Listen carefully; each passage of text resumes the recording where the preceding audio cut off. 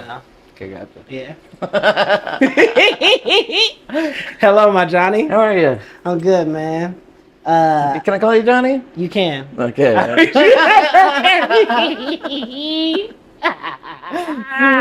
Can I keep some beers in your fridge? Oh God, man. So welcome to episode 3 of Hello, my Johnny. Hey, everybody. So I'm talking with Nick Jackson, and I. Which camera? Is that just that one right? Yep. I have on this suit because coming up soon is the Summer of Love. Summer of Love 3 is going to be July 11th. So far, it's going to be the Valentine's Day of the summer, as they call it. July 11th, the Valentine's Day of the summer. And so far, it's going to be Scuba Steve, and it's going to be me, my wife, and Maddie, and probably a couple other people performing something, a play that I would like to call Cupid at the 7-Eleven. Okay? Nice. And I would like to go over some of the concepts with you. Oh, yeah. Because right now I am exiting very hard. It's a hard exit of the concept phase. Mm-hmm. I have like this period. I give myself 60 days, 90 days of really working on it. Mm-hmm. I don't go as hard as say like I would go when I was doing Johnny Fest, or if I'm doing, like the Halloween one, or if I'm doing the Cotties. Yeah. The Summer of Love is more of like, let's just give it what we think is funny, and have a good time. Yeah. You know what I'm saying? So Cupid at the 7-Eleven. Cupid at the 7-Eleven. Okay, so here's my premise. Okay.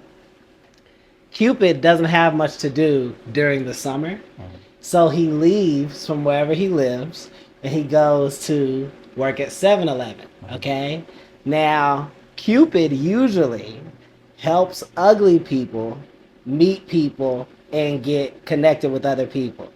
Cupid goes to work at the 7-Eleven because there's a high concentration. Yeah, hella ugly people. Yeah. Now, at what point during what I just said? Not that they're hella ugly. Right, but there's a lot of ugly people. Did you feel like that during that I was being disrespectful? No. I just I was correcting my own. But that's I didn't mean to say that these people were hella ugly. I just meant that sentence alone, regular ladies and gentlemen, ugly. It was that one, and I said that to Sean Morris. And Sean Morris, he's Sean. Yeah, Sean was like, "Oh, not only does that not make sense, that's mean." Yeah. And it was like, what? Sean has hella ugly things. So I mean, of course, I don't let people talk about certain types of people around me without saying something. I definitely like. I'm Sean's best friend. And look at me, I couldn't wash my face before I came here, put on a clean shirt. Jeez. I think that like what I was trying to do is I was gonna try to like expound and like here's my idea. My idea is that there are 3 types of ugly people in the world. Okay? You can be ugly. I don't want to talk about attractive or not attractive. I'm saying ugly on the inside. Well, no, because you could be ugly from being negative. You see what I'm saying? You could be ugly from having poor self-esteem. Yeah. And you could be ugly because you believe what other people say about you. Yeah. You see what I'm saying? Yeah. Now, you can also be unattractive. There is that part. Yeah. You see what I'm saying? That's not what this is about. But that's not what this is about at all. Because Cupid can't help unattractive people become attractive. Dude, I see unattractive people have hella kids, dude. They don't need Cupid. They got. That's what I'm trying. They got their shit together. Yes, man. The bar is so low with the ugly that it's possible for you to approach them, for you to get to know them, and you're gonna get a bunch of chances. Oh yeah. Yeah, power in numbers. That's the thing. Yeah. That's what you need. Cause you're single, right? Oh, I've been single for so long. Dude, that's what you need to start saying to people. Say, baby, you know something about me? I'm ugly. No, don't. Oh no, it's okay. No, not that. Okay. No. No, I was just saying. I feel like I don't need to say that. No, you did. Well, I would never broach that. I would say something about like, I'm gonna give you so many chances. I knew that I was with a girl who didn't think she was attractive because she told me. This is a segue, but she told me, you got three times to cheat on me. And I knew I couldn't be with her. I was like, you must think that you're way uglier than I think you are. And that's crazy. But that's what you need to say. You need to say something to a girl like, hey, you can cheat on me 3 times. Yeah. So you can cheat on me up to 3 times, girl, and I'll still come I'll still be back. coming back. Oh, Yep. Say I feel something. I feel like girls know that when they see my face. No. I feel like my face just No. just- I You need just to kinda give that- guarantee it. Okay, if that face doesn't give that vibe, my belly does. It's like, oh, this guy can get cheated on for sure. I met a dude. I had a friend. His name is Kyrie. He's very successful now. One time, I saw him.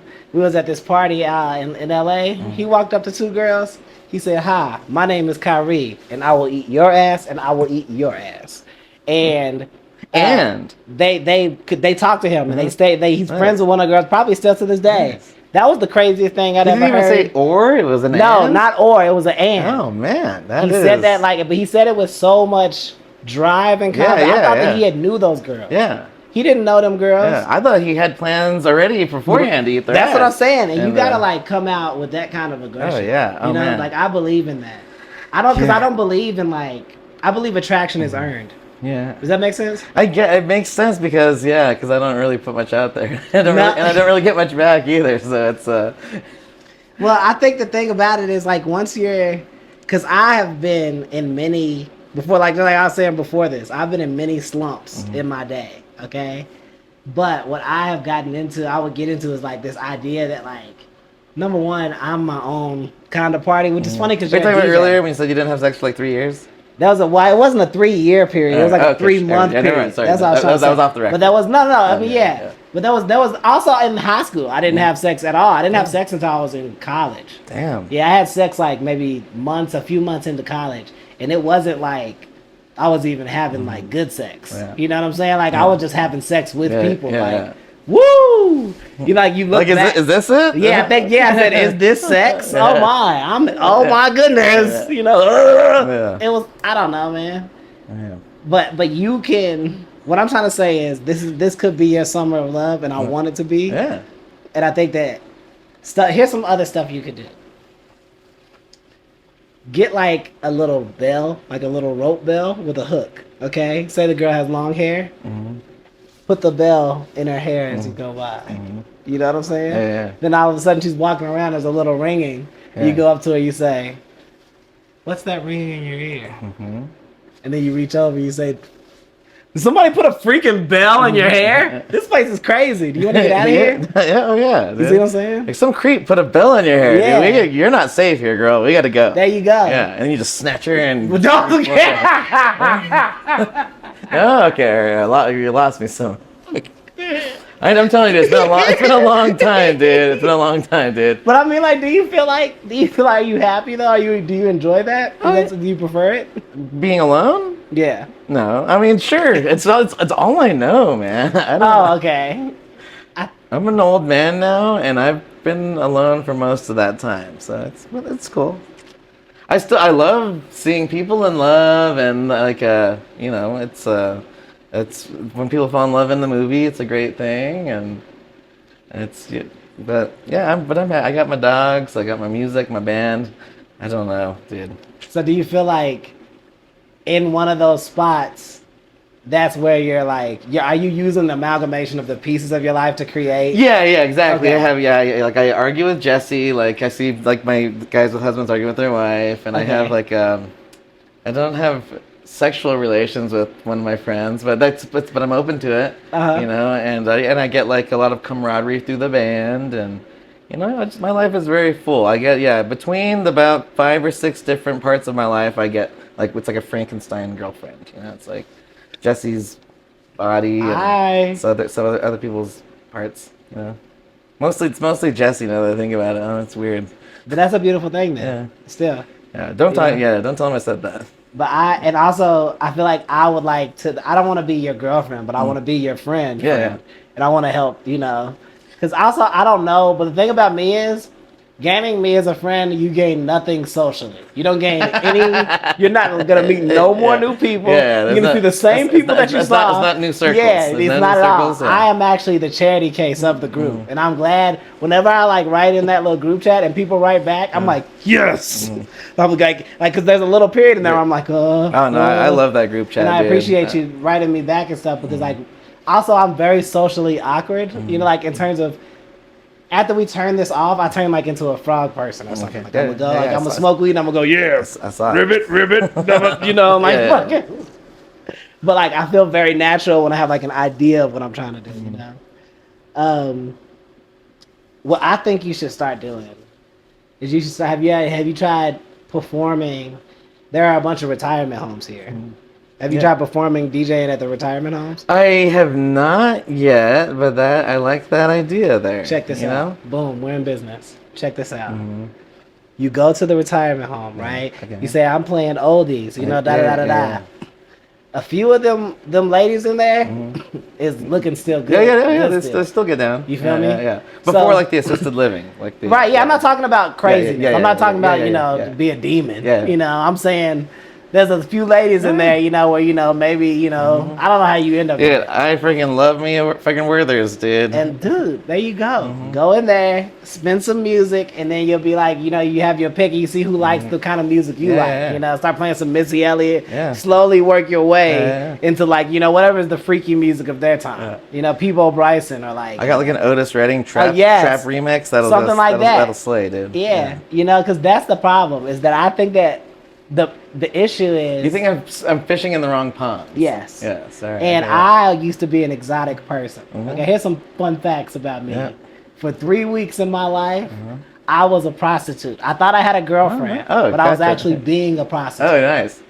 You thought this was just like some spending money to go get a snack or something. I thought get some lunch, and that was not what was happening. And I looked back and it was like no. And then she gave you an invoice at the end, or so one time she asked you for an invoice, and like then, she got me things like real substantial. Like one time she was like, I'm sick of you having those long nails, and I'm not gonna let you come over here until you cut your nails. I said, well, I'm not gonna come over there because I don't have a car. And she said, well, listen, you cut your nails. And I'll get you a car and you can drive it yourself. Damn, dude. And then she said, you gotta send me a picture of your nails cut. And I cut my nails and I sent her the picture. Dude. And I got the car. I've had to do a lot more for a lot less, dude, I'll tell you what. The thing about it is that's a real reality. But what I appreciate the most about that time is I'm very, very, and always will be, always have been, willing to have sex with someone that wants to have sex with me. You see what I'm saying? Yeah, that's how I got into the situation that I was in. You see, because I was at a strip club when I saw her. It was at what's the place called? Stratosphere? Okay. Is that a place? That strip club's the best. Is that the name in Trump Tower in Vegas? Is that what it's called? Yeah. It's something called like that, Stratosphere or something like that. Okay. Somewhere where the strippers come out of the sky. I was on acid at the time. Yeah. I was doing a lot of drugs at the time. I was having a good time at the time. Oh, yeah. And I went in there. And Vegas, baby. Yeah, the lady was like, hey, do you want to get out of here? And then she took my hand and she put it on her private parts. And I said, yes, I do want to leave. I looked around. I said, do y'all know her? And they said, yeah, we know her. She's fine. Yeah. And then I just, what's funny is the people who I asked if they knew her, I didn't know them. Yeah, but they look trustworthy. Bro, they look that's how I was as a person. Because that's how much I wanted the sex. You feel me? Enough to look in other people's eyes and to look like, at a stranger that you don't even know. They could have said anything. Yeah. They could have said her name is Robert. Yeah. You need to look out. Like, oh, the man killer? Right, yeah.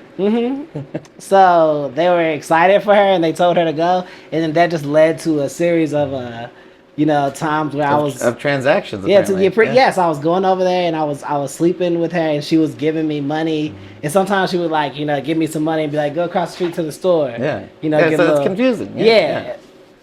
But she because sometimes we'd have deep conversations and she would talk to me about like she was an agent. So she would talk to me about like industry things. And then I would try to talk to her about my life because I don't have a real job at this time. And then I would start talking about emotional stuff. She'd say, that's not what we're going to do. And that's how I know that I was a prostitute. When I remember it back, it's the number of times that thing happened. It wasn't when she was just like, so what's it like being a prostitute? No. She didn't tip you off? No? No, because the thing about me is, if you're nice enough to me, I'll just go with you. Yeah. You know what I'm saying? That's the problem with me as a person.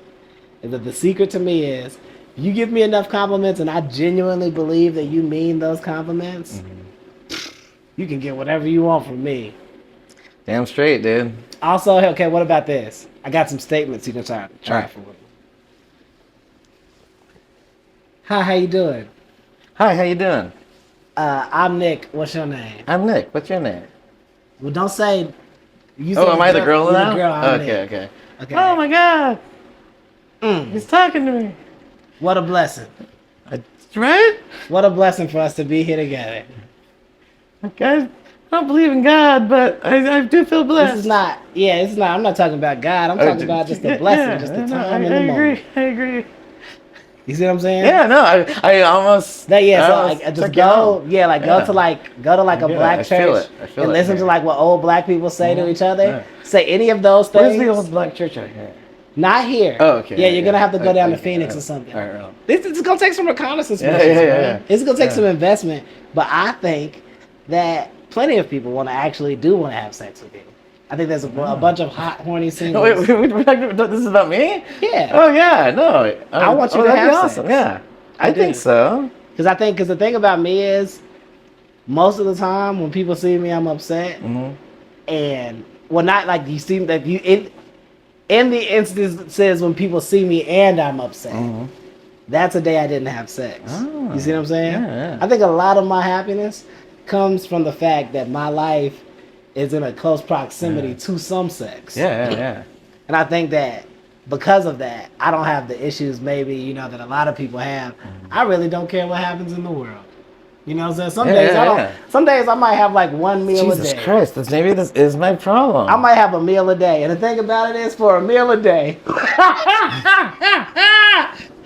you can keep me very happy. Just have sex with me. Mm-hmm. You know what I'm saying? That's my Point in that's case. my slogan. Point You know, in case. it's not 50 cents a day. It's none of that. It's a meal. did you have sex with me? I'll find the meal. Yeah. A meal a day ain't got nothing to do with you, actually. Pussy a day keeps the doctor away, man. I've always said that. You know, I love my wife. You know, that keeps me from actually having a lot of problems. Oh yeah. Because I always want to share my mind, and I don't always have the right thing to say. You feel me? But if I get some sex, I'll let it go. Right on. You feel me? Sometimes people say something to me at work, and I say, if I say what I'm ready to say, am I still going to be able to have sex when I tell my wife I lost my job? You feel me? Yeah. It's an inspiration. And so it keeps it locked in, bruh. If I'm driving really fast and I see a cop, I slow down because I think to myself, if I get a ticket, am I going to have sex still? So I'm not going to get no sex if I get a ticket. That carrot, man. Slow that car down. That carrot goes a long way, man. Oh, yeah. Because otherwise, I'll be at somebody. And that's what I love about you, bro, is that you've told me that you haven't had sex and not a single time in a single situation, not once. You're probably the chillest person I've ever met. Oh, like, man. you're like, you be turning up and stuff, but you be like on some real peace type of shit. I even when I do get crazy, I get real sad afterwards, right? Yeah, that's the part. Yeah. So it is shocking to me. You know what I'm saying? But the thing about that is, it leaves opportunity. Obstacle breeds opportunity. Opportunity breeds champions. And Nick, we're gonna wrap it up with you. Thank you so much. Well, thank you, Jonny, for being a part of this. You can pick it, just back, take that microphone and we'll bring it on over. Oh God, he's here, Jesse isn't he? Or Sean can come over here. Whoever wants to come next, can just slide on in this episode 3 mega episode. You got anything you want to say to the people at home? Love you very much. You guys know me, Nick Jackson from The Help. I'll see everyone out there soon at the Copper Jackalope. I'll see you at the next Jonny Fest or whichever fest is next. Just whatever. You see him around town. Oh yeah. Just want to let you know, it's been a long time, but I'm ready. We're getting back in the game, y'all. He's ready. Yep. He's steady. Don't be petty. Give it to him, Freddie. There we go. That'll get you some. Yeah. From Freddie. Yep. There you go. Somebody come over here. What's this?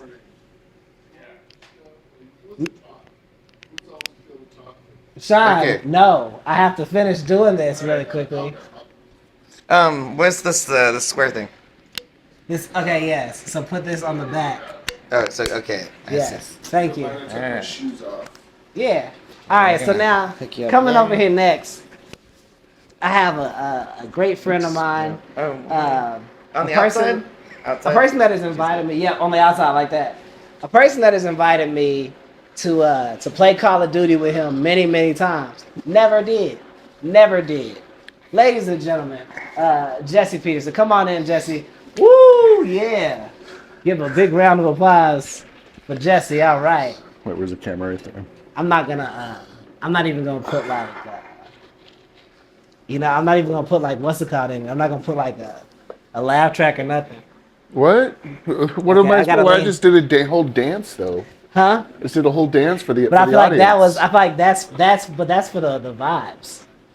The vibes, like, for all of us. It's good to see you. Good to see you too, baby. Like your thank you. Your whole vibe is pretty sick, bro. I'm wearing this for Summer of Love 3, and it's gonna be on July 11th.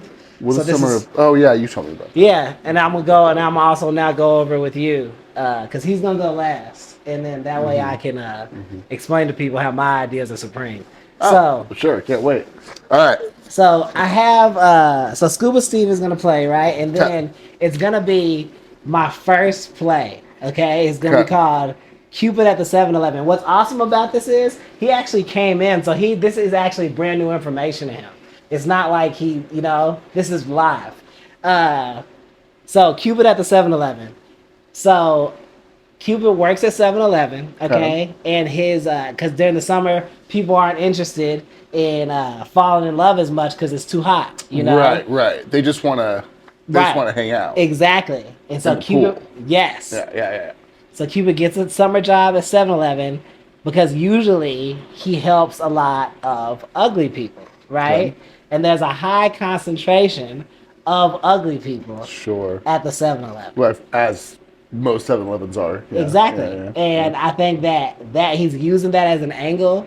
And he's using that to create shenanigans and to spread joy, really. So throughout is that his real motivation, or is he trying to impress his boss? Well, okay, so that's where I was gonna have you come in. Okay, so I'm glad that you that you asked me that, because like a few weeks ago I called you when I was first having this idea. You were a very intrinsic part of that idea. Okay, I said, oh shit, I should be Cupid. And then Jesse can play my dad. Right. We did talk about that. I said that was the only thing that you knew about it, really, like in terms of this. And I was like, this will be a character. He's gonna be Papa Valentine. And that'll be you. And then you wear like a matching suit. You see what I'm saying? Like the same kind of suit. But we would shoot your stuff here. You wouldn't have to wear it there. See, so you wouldn't be hot and stuff. Because otherwise, listen, I can for the bit. Okay. I'm not afraid. I'm not afraid. Okay, if you're down, then we can do it. Yeah, we'll. Yeah, but I think the idea would be that Cupid is growing up. You see what I'm saying? Like he doesn't want to just do just the season that he works. He wants to work all season round. You see what I'm saying? Like people respect Valentine because Valentine's really like he's handling marriages. He's keeping people together. He's working in a love therapist type of situation. And just so we're clear, so the season that he normally works would be the sort of winter Valentine season, the holidays? The holiday season, yeah. But he wants to work the summer. He wants to work in the summer. Summer love. Because, there you go. Yep. Also, it happens on July 11th, and that's 7-Eleven. So it's Cupid at the 7-Eleven. Look at you. Yeah, see what I'm saying? Because you remember when we were doing Jonny Fest and how it was almost Electric Boogaloo? Remember how that was the first thing? I mean, listen, your recovery was beautiful. It was great. it was so once I realized what was actually happening, it was even funnier. But because of you, I saw you at the bar. You said, "What's up with this Electric Boogaloo?" Once you said that, I said, "Nah, I was in the car and shit with Rebecca." I was like, "Nah, baby, it's got to be Electric Boogaloo." Yeah. People are asking me on the street. You can't make me back down off this shit. But, and then Sean certainly did. He has a way. He has a way. He's almost romantically persuasive, because he's gonna give you the parts where you feel like this is coming in. He's gonna empower you, and then he is gonna take a harpoon and say, "This is what I'm talking about." But this is what I'm talking about. Yes. Because you know what you realize about those kung fu movies is that the master is the stillest one. You know what I'm saying? Like the young pupils, they're doing all the stuff and backflips, and the masters are still and they're observant. you know, and I'm like a young pupil of Sean, you know, and Sean, and like in some ways I'm kind of a young pupil of you, and like a young pupil of me. I'm a pupil of like I'm the group of friends. I'm actually the newest and the youngest. You know, how old are you? Well, I'm not okay. I'm not younger than Maddie or Polly, but I'm like of the group, you know, of the older kids. Yes, of the older kids. I'm the youngest of the older. And I'm pretty sure I'm the oldest of the older kids, which is just a great feeling. It's amazing. Yeah, every year feels a little better. I have people that I genuinely like. If I have to actually talk about something that's genuinely serious, I know that I can call you, I can call Sean, and like there's a buffer part. You know, there's the European. You know, we're gonna have some jokes. But if there is actually something serious you'd like to talk about, I have people who will be like, and this is the honest to goodness. We're all there for each other. For sure, and I appreciate that shit. Like it keeps me going. But what I was trying to say is, when Sean is doing it, he makes you feel good, but then he'll say something like, because that was the last thing he said in the conversation. He said, "I think that doesn't make sense, and I think it's mean. Hold on, I have some customers. I gotta go." And he got off the phone with me. And he took it. And the rest of the day I was like, "Oh, how dare you? This is my whole life. This is not what I have. Right. What I have is this idea." And the thing about it is, I need a certain number of yeses before I go and I like buy the suit. And I like do you know what I'm saying? I need a certain amount of people who say, "John, that sounds funny." Yeah. And I need that. Because even if it doesn't land, people in theory understood what I was trying to do. And I'm at a young enough stage of what I'm doing to understand that a lot of this shit isn't going to land the way I think it is. Right. But well, you just keep doing it and you learn every time, right? Like, I'm glad to have the friends and the people who support me to be like, here you go. You know? Well, we'll tell you. Mm-hmm. We'll tell you. Like, listen, I don't like to be mean, but I don't mind it either. And that's what I appreciate. That's the kind of. I remember, like, I was in a bad place one time, and I was like talking to Jason Fish, and I was talking to him about some shit. That was like probably one of the worst nights of my life, and I'm just sitting there, I'm just going off, and I'm like, and so that's what I'm gonna do. And he was sitting there, and he drank a beer, and he was like, "John, that's great, and I'm not ever gonna get in your way, man. Mm-hmm. But what you need to understand is, if you do any of that, you lose her." And like Rebecca's like in the room talking to somebody else, and I was like, "Thanks, man. That concludes what you need. That's what you need to hear." Mm-hmm. Yeah. You know, that was the important. You know, like that people know how to make the important plays on it. Sure. You know, and that's what's important. Speaking of important plays, have you played Battlefield 6? So I got the. I did download the free to play Warzone thing, and I never played it. Yeah, it's not. I got into Arc Raiders and kind of. Okay. And now I'm over Arc Raiders, and now I'm sort of in a weird. Like if I play with my friends who I love, I'll play whatever. So I play Arc Raiders with them. I have a lot of people ask me to play Arc Raiders, and I said no. And I'm back for the summer playing Battlefield. I've decided that's going to be. If it goes on sale or something, shoot me a text. Definitely. I'll pick it up. Yeah, because I also I said that to say that Call of Duty is just not as good.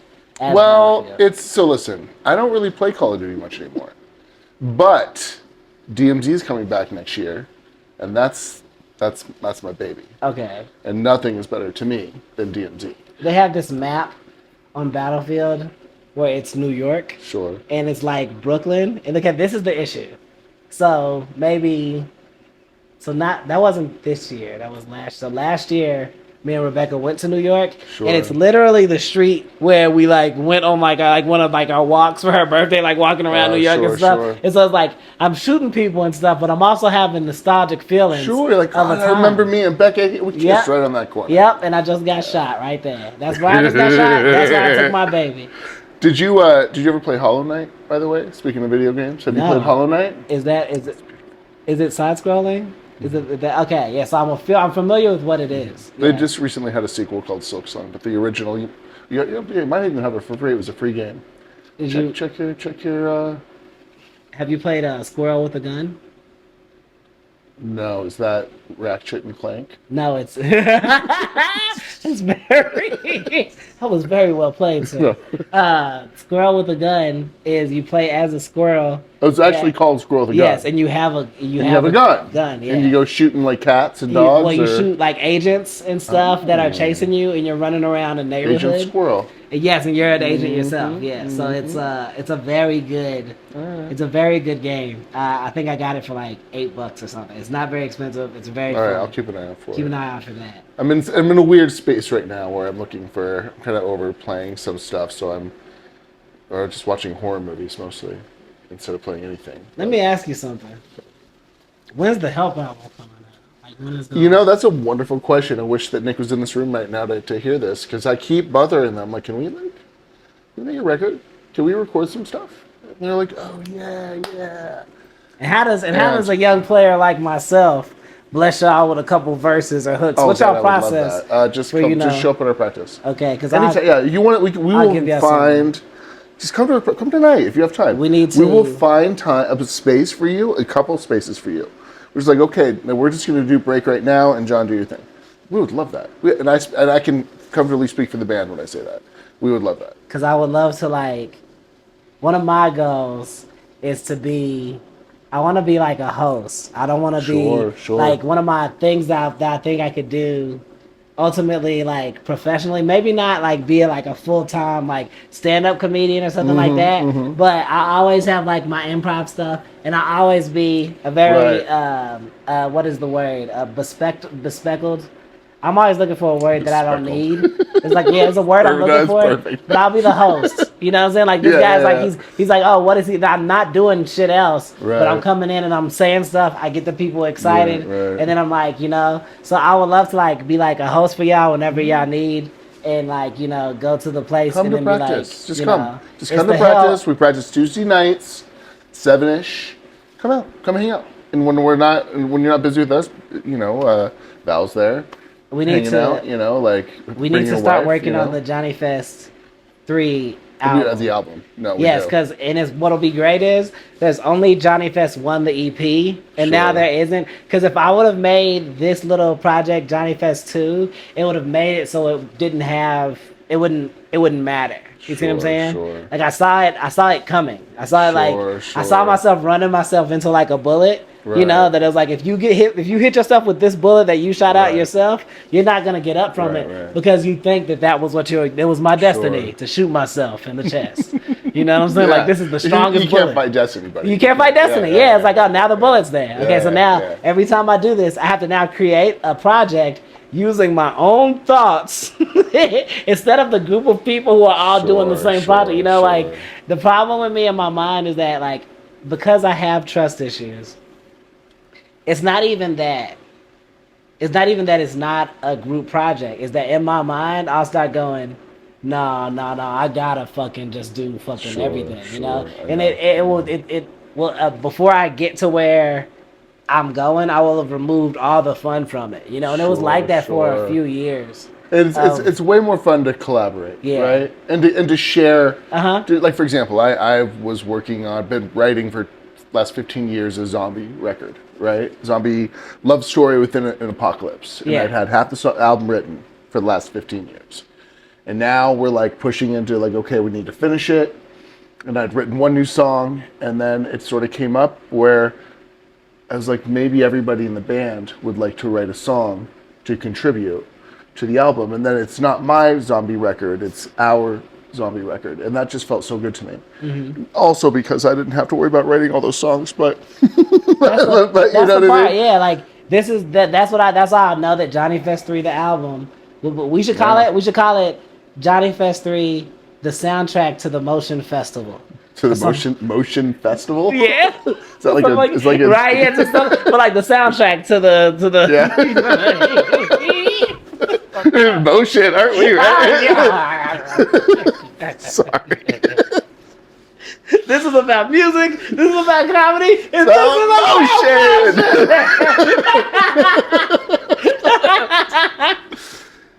Well, maybe we're onto something here. We'll create a new dance and we'll write a song about motion. We need to have a lot of dance songs. Sure. I have a box over there and it has like changing color tube lights. Right. And we should make it so that we can have songs that people can like wave tube lights to. Sure. And so this is my goal. You know, like we need to be able to have stuff that people who have barbecues but also go to dance parties can enjoy. Sure. You know, Yeah. love music for people who know that it's too hot to be, you know, having sex that slow. Sure, you know what I'm saying? sure. That's the He's thing. like, let's go. Yeah, let's get it going. Let's get some sweat going, and Because if we chest to chest right now, it's 95 out here. Yeah, we gotta stop playing. We gotta move this shit along. Yeah, let's not. I know you love me. Yeah. Let's make it happen. Yeah. I hear you. And that's the approach that we should take with Johnny Fest 3 the album. We should probably try to start working on it. So you want to we should, and should we I mean, it would be fun if we either all, not together, but individually as groups, wrote a song dedicated for it, or we cover a song from each band, maybe in a dance way. That could be cool. Do you know what I mean? Like we'll cover a Wilted Willow song, you know, but make it ours, make it our own. Well, because I think that's the thing about the third one is like, you know how in the third movie it brings you back stuff from the first movie? Sure. So the third part should be a big concert of all of us on stage together. 100%, and we're performing this album while we're also telling jokes and doing it, you know, but it's all just happening. But also kind of like We Are the World. Yes, it's a We Are the World kind of thing. Yeah. Oh, that's the ending. That's the part I want to tell you about the end of Cupid at the 7-Eleven. Oh, okay. I am not glad that you said that because it brings it full circle, baby. I'm just so glad to work with you. So Maddie is gonna be in a green screen suit on stage with us, and it's gonna represent Cupid's power. So I'm gonna be like, oh, you know, I sell chips, and he's gonna walk around, he's pick up the chips, and he's gonna bring the chips over, you know, and like he's gonna be like levitating chips out to people as I'm talking. He's gonna bring walking around bringing people chips, and then he's gonna put on like a Rasta hat. He's gonna say, "Oh, he's gonna come out and say, you know, I'm Bob Marley." Right. And then I'm like, "Okay, Bob Marley, I'm Cupid, and this is my 7-Eleven time." Right. And then I'm gonna go on back into whatever I'm doing. Right. Okay. And then Satan, he'll come back as Satan and say, "I'm Satan." You know, I would like. Maddie's doing all these. Right, but he's putting, he puts on the like a thing, you know. Sure. The horns, Right. you know, and then he comes back as like Santa Claus. You see what I'm saying? Okay, sure. And that's how I end the first act. Okay, the second act is more of like a dating show kind of thing. We're gonna keep it loose, jazz it up. That will probably be a good part for you to come up and do with Rebecca. It'll be probably fun. We'll work on it. We have a month. Whatever. We're gonna work that out. But the third, my ending part is because I couldn't sell it without me at least having written 2 acts. I know how it starts and I know how it ends. In the middle, we can have jazz, whatever. But I think that. Then Maddie is gonna come back, and Maddie is gonna have on a globe like the Earth. Sure. And he's gonna walk in, and he's gonna be like, "I'm so upset, and I don't know. I can't find what I need inside of this convenience store. I can't find what I need. Where?" And I said, "Do you want chips?" We know just what they need. Yes, and then we're gonna come together and we're gonna go, "What the world needs now is love, sweet love," and we're all gonna sing together, and that's gonna be the end of it.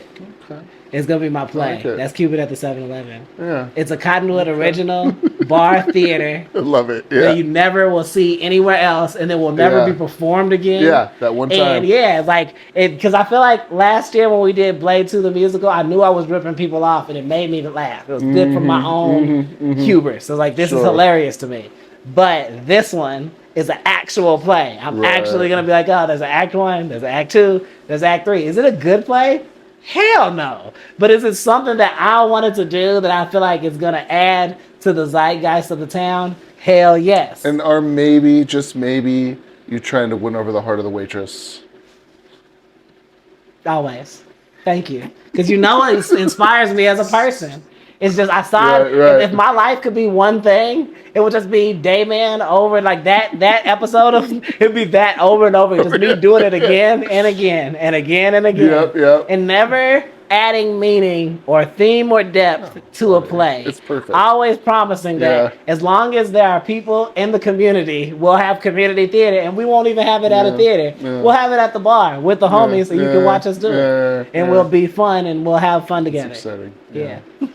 Yeah, I'm sorry I missed your performance at the Jonny Fest. I wandered off, and I You I never got lost to the night. Dude. It's a challenge, bro. No. It was not. It was the challenge was not going into my favorite local winery and tasting a bunch of wine, which then just sent me into a whole different trajectory. Yeah.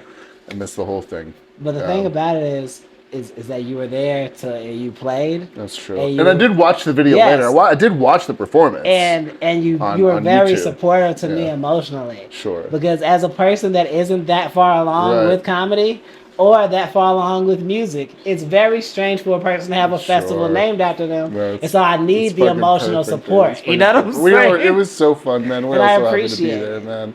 And thank you for...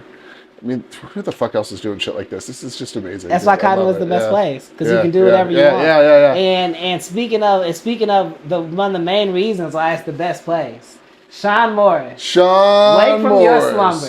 Sean. To close out this beautiful episode. Thank you so much for coming down here. I love you too, man. We're gonna have so many more times together. And I'll get you a suit now that you've agreed to this. I now have it on film. It's July 11th. We'll be together. We'll get together maybe not this next Tuesday, but the Tuesday after that, and I'll probably have your suit and everything ready. Yeah, I've got all. I'm around. Yeah, them, so we'll have matching suits and we'll put it together, and it'll be like a thing. Sounds good. Yeah. Look forward to my friend.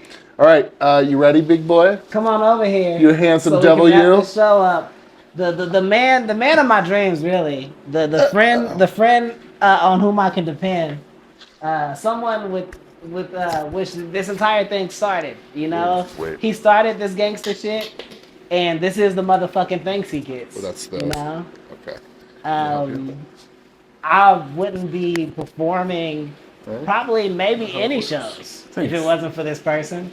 I love him so much. Ladies and gentlemen, give a good hello, my Johnny, welcome. Oh, Johnny, my Johnny. This here, my Shiny. Hello, my Johnny. Hey, John. How you doing, man? I'm okay. I was having some ideas, though.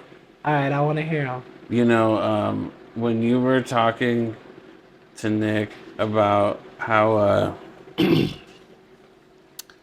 you are only happy when you have sex. Yeah. I should have been on a board with sound drops, right? Because the drop that I would have played at that point was a quote from you. And what was it?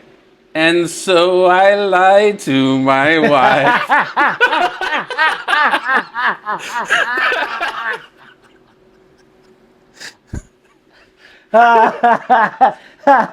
Cause she's white. She's white. And so I lied to my wife. Oh man, dude, sometimes you bring that song jumps right back into my head. You know, my mother was very upset with me for that song, bruh. She was very upset. She was like, Jonathan, why did you post that? It's like, because that's a good song. It was funny. It's very funny. It was so outlandish. It is. I have some great songs written for Cupid at the 7-Eleven. I'm right now, I'm in between 2 and 3 songs for the Act 1. And then I'm probably only going to do... Here's my other note about this. Oh, okay. Yeah, I would like to hear some notes. Because my initial reaction when I said, that's offensive, I have people to serve beer to, I got to go, see you later, bye. That's right? what you said, yes. Well... And it was upsetting. Here's what... I think that the idea of the people at the 7-Eleven being ugly is the opposite of what it should be. You know, because sex sells. And it's the middle of the summer. They're hot. See? They're fucking hot as fuck. Uh-huh. And Cupid needs to help them because they don't know what real love is. Like, they're too hot. They're too hot. Yes. I see. People come in and they pitch... so this is a good idea, but you have to understand, like, what I'm trying to say is that ugly people have a chance. Okay, when people are attractive, it's harder for them in relationships. You see what I'm saying? Like, think about this, and this is a very real thing for me. I didn't really even get sexy till I was like 25, 26 years old, okay? So every woman that I was dating, I knew and she knew she was doing me a favor. Does that make sense? Now, by the time I was dating Rebecca, I was very attracted to myself. You see what I'm saying? And she was being attracted to me. That made sense to me. You see what I'm saying? And I had reached a point where I'm so old now, the world was no longer making sense because why wasn't they thinking something that I had already realized was a truth, which is that I'm very sexy. See, okay, you self-identify as sexy. Yes. How many people Boom. do you think self-identify as ugly? The issue is they don't need to because we identify them ourselves. We know who See, they that's are. the rude part. No, it's not because I didn't point it out. I didn't say it. I can see it. I didn't say it.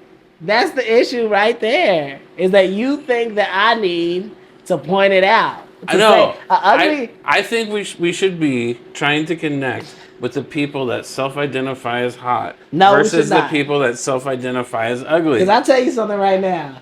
And I self-identify as sexy. I'm barely a good friend. I'm a great husband. I'm a great brother. But like in terms of like being nice and shit and being a friend, nah. Privately, I mean privately. In public, I'm a very nice guy and I'll say the stuff to make your day. But I mean privately, nah, I'm probably not the best guy. And it's because I am sexy, so I don't have time for that shit.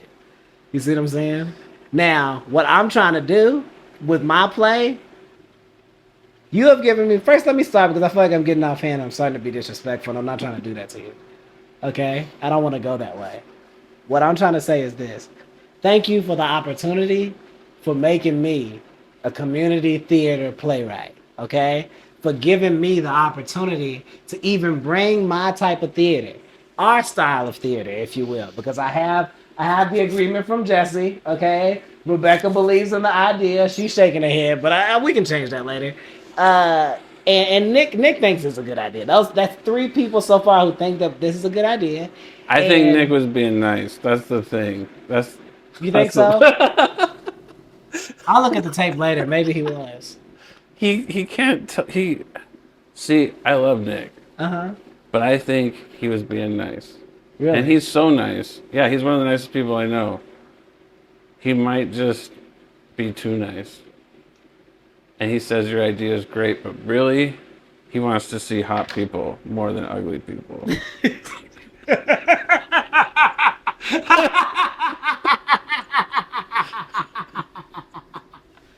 The thing about it for me is, bro, like, I'm at a place in my life where I'm so married, everybody is a little ugly to me. You know what I'm saying? Everybody, because, like, I just know, you know, like, I'm at the end of the road. You're very close to the end of the road where you look up and you say, hey, this is it. This is all the sex I'm going to have, so what does it matter? You see what I'm saying? Like, but it means a whole much. It means a whole lot, like you said. It does. Well, that's what it regulates your mood. Yes. And the thing about it is, my method for mood regulation is frequent. You feel me? And I got it going on, you know, so I'm all right. But what I'm trying to say is ugly people, they might still be having some sex or whatever. You know, maybe not the sex they want, but they're having it. You know? I'm trying to help ugly people because I can't help attractive people. I haven't been attractive long enough in my life to have advice like that. I barely know what I am doing. Every day, somebody has to wake me up. They have to feed me. They have to make me laugh. I think being good looking, though, in the terms of having sex, being good looking is a handicap in bed. Oh yeah. I think that. Oh yes. Yeah, I think. I just have an assumption. But you do that people I've who only people who are ugly are having better sex. Yes. Period. Yeah, like every time. What I'm saying is, though, because I was ugly and broke, I was still having sex. So those were the times where I learned my sex. That was the darkness. Like Bane, that was my darkness of like, oh, yes, these women are having sex with me. Oh, I was formed in the brokenness, you know? Like that kind of shit. But, like, I was more appreciative because I knew I wasn't the best looking and I didn't have any money. So there was some sort of weird thing where the phone died because I didn't charge it enough. So that's why it cut out just now. Now it's in like a We didn't know that until Yeah. I had pitched my screenplay to John. And so we're going to try and recreate that. Because I wrote something before I came over here. And I specifically told him not to. I said, hey, come over. Let's just do like a conversation. And he said, no, I'm not ready. I'm going to write something down. And this is and we're going to use what I have. And I said, no. I didn't say it like that. And then I said, no. And then he did it anyway. So now we're going to close with that. So people can have an idea of how it was going to go. Go ahead. Johnny, can I call you Johnny?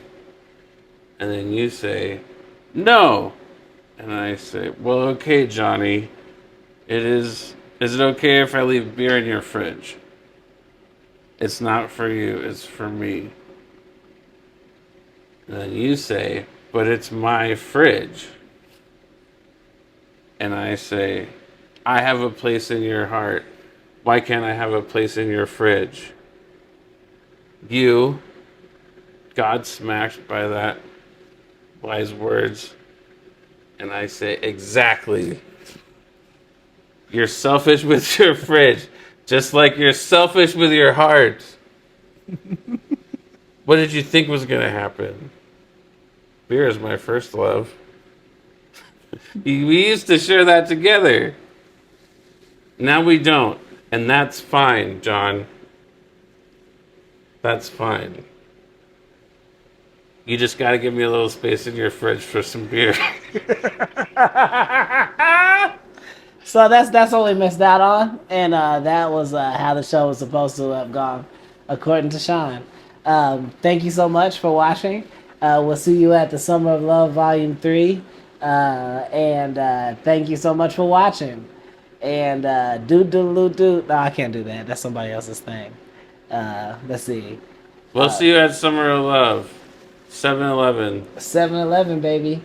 I heard Cupid's gonna be there.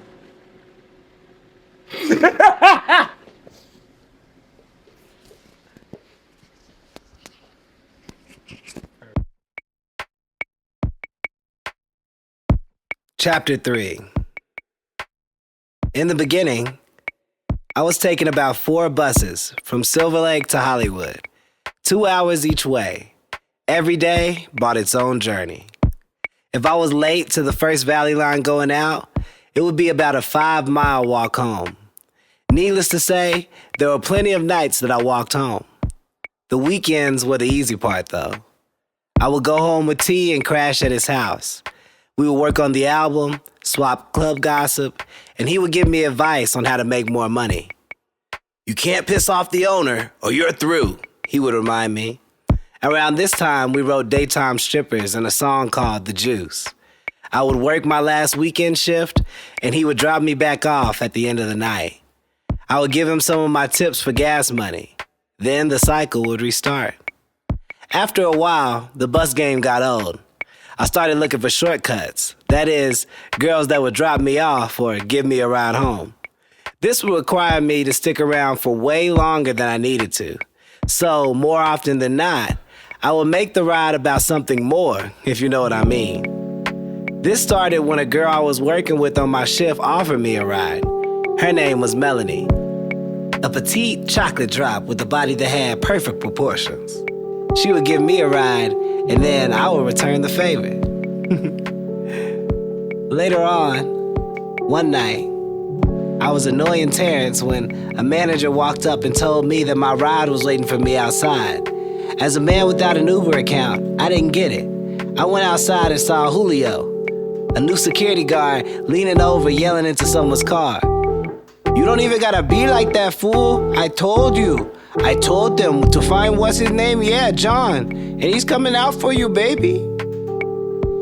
As I approached, I knew she was wildin'. I got this. Julio, right? Yeah, I'm Julio, and you gotta get this girl home.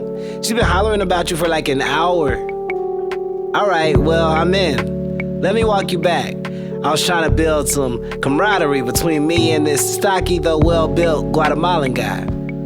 You gonna fuck her? He asked as soon as we got around the corner. Man, I'ma just take her home, I said with a smile, finally happy that I would get me a piece of the action. Well, you should fuck her. I would do some meth and devil style fuck her. Julio bunny hopped and humped the air with his hands up in a boxing block. Just like that devil dick. I would hit her with that. Oh, well, I'll let you know how that goes. I definitely was on some missionary type shit at that time. Luckily, his bunny hop ended right by the door. Nice to meet you. See ya. As I was walking back, I didn't really know what was about to happen next, but when I walked up to the car, she was naked, so I kinda had an idea. And that's how I got my rides for a while. That is, until one day, I awoke to my landlord evicting us. Within a month, my roommates and I had relocated to another apartment in North Hollywood, just a couple of stops away from the club. Getting to work was now a breeze. Funny how life works sometimes. Two of the most memorable people I worked with were Brian and Crayola. Brian was the daytime manager on Tuesdays, and Crayola was a daytime dancer. Brian had a few other businesses he ran and had been with the club since the beginning. He had all the stories to prove it.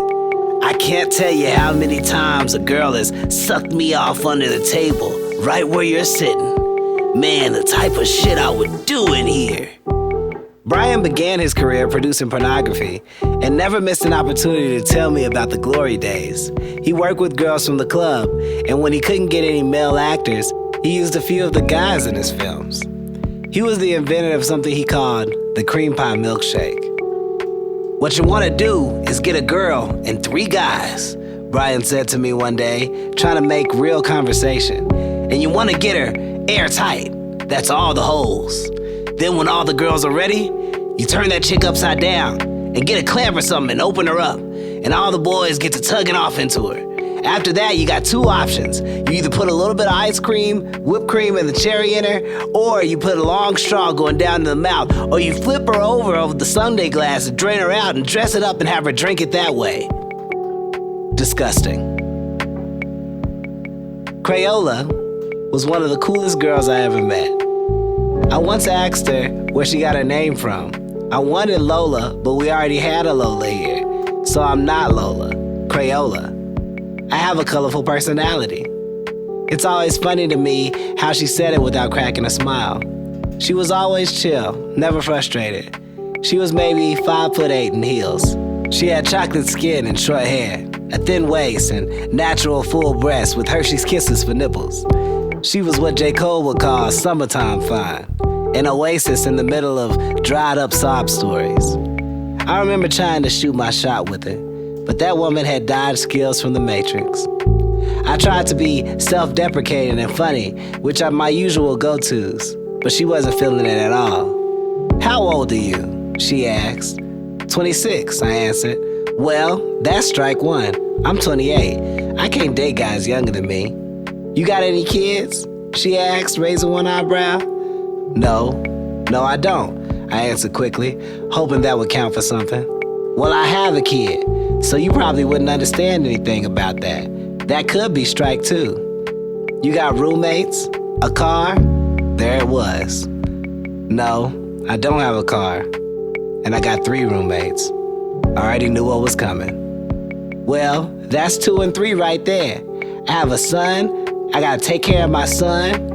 I have to pay for my car. I have to pay all of my bills.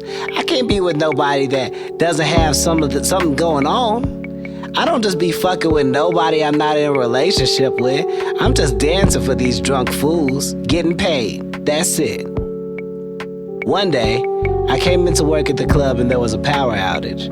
I had only recently begun working there, and I was completely confused as to why they would still have me clocked in. I didn't want to get in any trouble, so I stayed. A club without lights is a scary place. The only lights that were on in the building were the small, battery-powered placards that told people the specials for drinks. I just sat in the middle of the club and waited until someone showed up to tell me I could leave. While I was waiting, I started to notice the faint music playing in the back. I certainly didn't think anybody else was there but me and Brian, who had gone to see if he could get things running again. So, Having seen too many horror films, I decided the best approach would be to stay back towards the exit. Then the music started getting closer. "John, you in here?" I hear a familiar voice yell. All of a sudden, I see Crayola coming from around the back of a VIP section, wearing a helmet light and carrying her phone, followed by a very satisfied customer. "Tell the manager I'm leaving since y'all ain't got electricity." She handed me $40. "Here's something for the club. Peace." Shortly after she left, Brian got back and told me we weren't gonna have any electricity until the city got it back on. He spent the next couple of hours telling me about how many girls, customers, and even a DJ have been killed inside the club. He always had the best stories. End of chapter 3.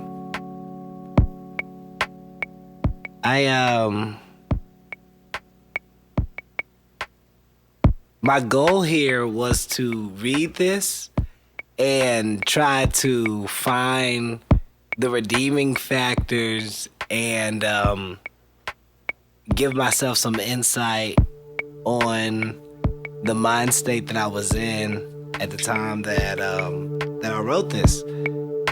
And I think when I wrote this, I was trying to kind of illustrate the kind of people that were around me. And I personally feel like there may have been other stories I could have used besides the one with Brian. And I feel like that was nasty for me to have written down and to have shared. But my goal is to read this for what's in there and not for what I want to be in there. You see what I'm saying? I'm trying to grow from this experience. And so that, and then also when I moved from Silver Lake to North Hollywood, it didn't make it a few stops. It was still taking one end of the orange line to the entire other end of the orange line to get to where these naked women were. It's not what I was saying. You know, I super disagree with this idea that I'm putting forward, that it was like, oh man, I was so poor that I had to be a strip club DJ, or being a strip club DJ was my only line to life. That's just what I was thinking at the time, you know? And I think that at the time that I was writing this, I think I missed it so much that I was kind of supporting that idea, like, oh yeah, we would just do anything because that's what we had. And it's like, no, I think it's what we wanted. And I think that led to all the other stuff that happened. And so yeah, that's it. Let's keep going.